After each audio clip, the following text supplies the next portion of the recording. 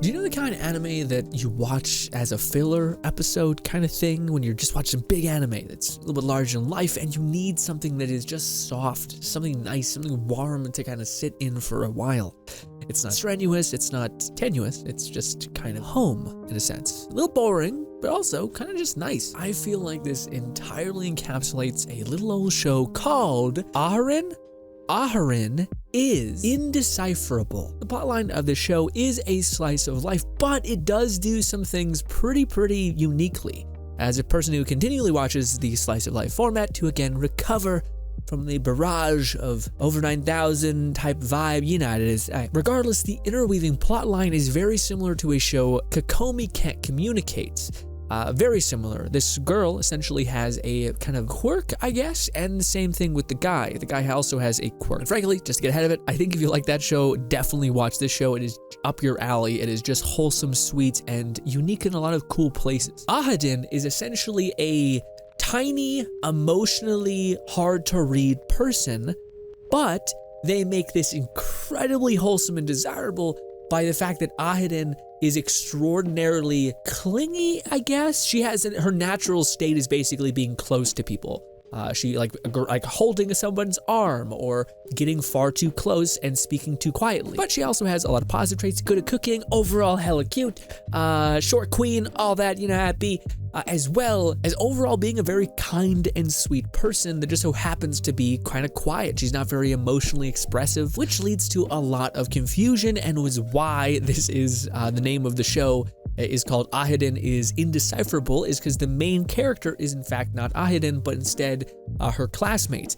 His quirk is that he basically always looks angry, kind of. Looks a little menacing, looks a little like, I hate you. Big case of resting bitch face. We all feel him, we all understand it, it's rough. And some way or another, we get to that face range anyway. He's kind of similar to Aharen in the sense that they both don't really share overwhelming emotions. They're not overwhelmingly emotional people on the outside. Now, the anime has fun with this by showing like even if somebody is quiet, even if someone is doesn't know how to express themselves greatly, they still internalize that expression in a big way. In fact, it's probably worse because the fact they can express themselves, so you don't even know what's going on in someone's head, and it might even be more than you could think. And this is kind of the whole joke of the show. The main dude character is consistently trying to befriend and to understand and to all that thing with Aharen. Aharen adores and kind of like the girlfriend without being the girlfriend type character to the main character. It's actually one of the rare times where you see someone who is innately intimate or like physical or like cuddly, I guess. Slightly clingy without being kind of like demanding or like reprimanding the boyfriend in this instance for not, you know, enabling that or whatever. She's just kind of, that's her passive nature, which is extremely adorable and actually something I haven't seen a lot in anime. I don't think any of us really have. But at its core, the show is a comedy slice of life. So you're going to see a bunch of kooky things very similar to, of course, Kokomi Can't Communicate. Again, just really massive extrapolations of what their internal monologue is telling them, fears, goofy fun misunderstandings, and things like that. But at the story's best is when they talk about the relationship between these two, when they show interesting ideas and perspectives for each of the characters. For instance, there's a childhood friend that adores Aharen so much so that she kind of stalks her and is a little bit yandere, but also she adores her so much that she tries to keep distance from her. That's very cute and adorable. There's also a teacher who is just an absolute freak about being cordial. These are the jokes that don't really land. The whole teacher shtick isn't great, but seeing these two characters interact is awesome. And seeing Aharen just a character who seems to be overall wholesome and kind of down for everything. She's an incredibly sweet character and a fantastic, well-made character. I'd be remiss not to tell you one kind of annoyance that I had with it, and it just kept happening. And that is, they beat this joke to death that is the main dude character constantly misunderstands Aharen. Now, I understand this is the show. Aharen is indecipherable.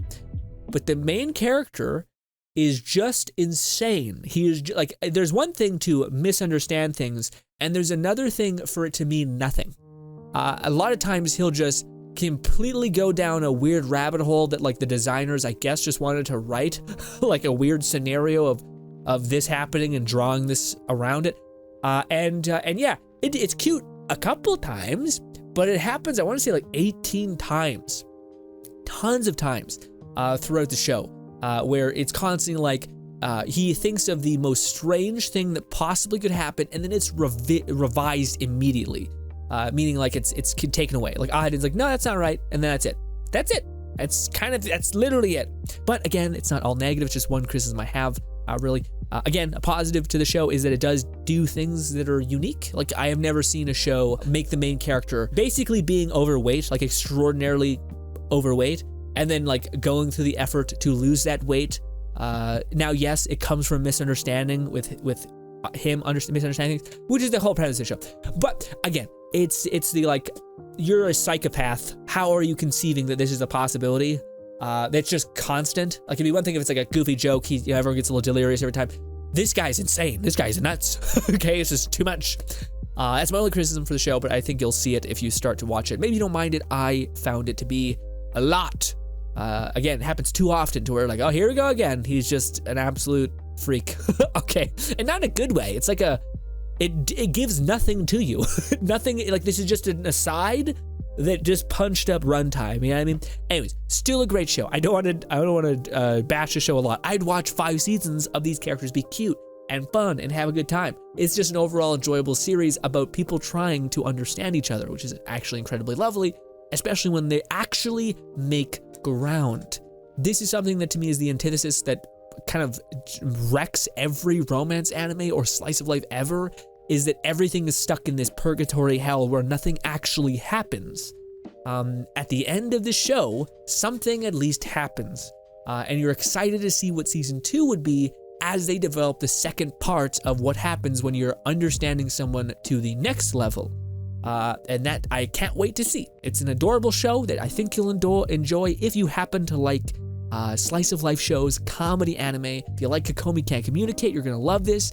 If you like the kind of comedy slice of life shows, it's awesome. If you've watched a lot of them and you eventually got burnt out because they all kind of become the same thing, a harem weirdness or a love triangle agony hellscape, this show is nothing like that. It actually does some unique things really, really well, and it's overall just a fun watch, and it's something that I think everyone could watch if it was coupled when you just watch like Chainsaw Man, Demon Slayer, like these heavier kind of mass happening shows. This is just a cradle for you to recover to make it so that you can appreciate the craziness of those other shows as well. At least that's the way I look at it. But ladies and gentlemen, definitely watch the show. I really enjoyed it. Thought it was really fun. I'll watch season 2, 3, and 4. I also think it will get that because it was actually has a pretty high user rating. I heard nothing but good things when it was out. It also seemed like it was a show that wasn't like overly expensive. Like, they didn't have the craziest budget, and I think it still did enough unique things to where people are like, this is cool, and I'll watch it. So I think you'll enjoy it. Thank you kindly for your time. Hopefully I can see you again and talk your ear off about anime once again. I would recommend this show to people who like slice of life shows and overall need to recover for some heavier shows. Thank you kindly, and goodbye, my friends.